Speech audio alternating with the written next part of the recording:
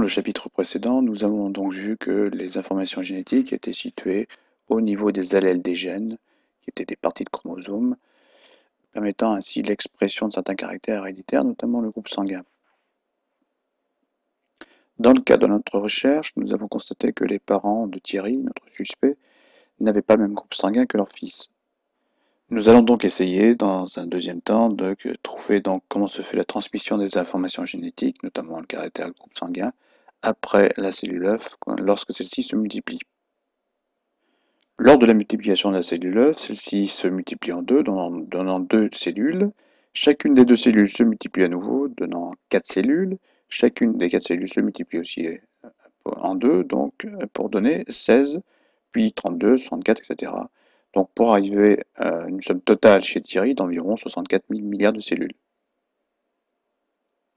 Qu'en est-il donc des informations génétiques contenues dans ces cellules, à partir de la cellule œuf, après multiplication cellulaire? Et peut-être déjà se demander si le nombre de chromosomes a varié lors des multiplications cellulaires. Il faut donc regarder le karyotype de chacune des cellules. Et si nous regardons la cellule œuf, nous constatons bien qu'il y a bien 23 paires de chromosomes, donc soit 46 chromosomes typiques de l'espèce humaine.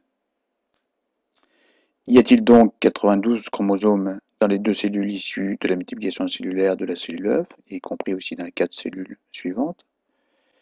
Ou y a-t-il deux fois moins de chromosomes, à savoir 23 chromosomes dans chacune des deux cellules et les 4 cellules issues de cette multiplication? Ou au contraire, y a-t-il le même nombre de chromosomes que la cellule œuf au départ, à savoir 46 chromosomes? En observant l'embryon au stade de cellule, eh bien, nous constatons, si on regarde le karyotype, qu'il y a bien 22 et 1, 23 paires de chromosomes, soit 46, dans chacune des deux cellules issues de la cellule œuf. Si nous effectuons la même opération pour l'embryon au stade 4 cellules, eh bien, nous observons aussi qu'il y a 23 paires de chromosomes, c'est-à-dire 46, pour chacune des 4 cellules issues de cette cellule initiale.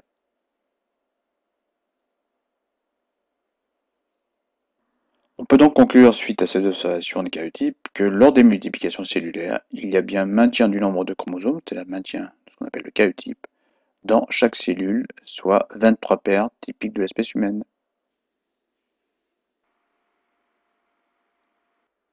La multiplication cellulaire se déroule de la même manière chez tous les êtres vivants. Observons au microscope optique le comportement des chromosomes.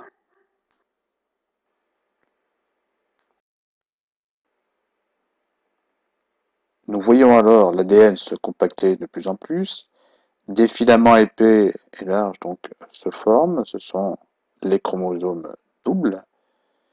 Ces chromosomes doubles vont se placer sur le milieu de la cellule, on le voit bien ici, ce qu'on appelle le plan équatorial. Et à un moment donné, quand nous verrons apparaître voilà, un chromosome double bien individualisé apparaît ici, par la flèche, et chacun des chromosomes simples, très fins, va migrer et s'écarter donc aux extrémités de chaque cellule. Puis, la membrane cellulaire apparaît, et donc nous obtenons deux cellules, ce qu'on appelle des cellules filles.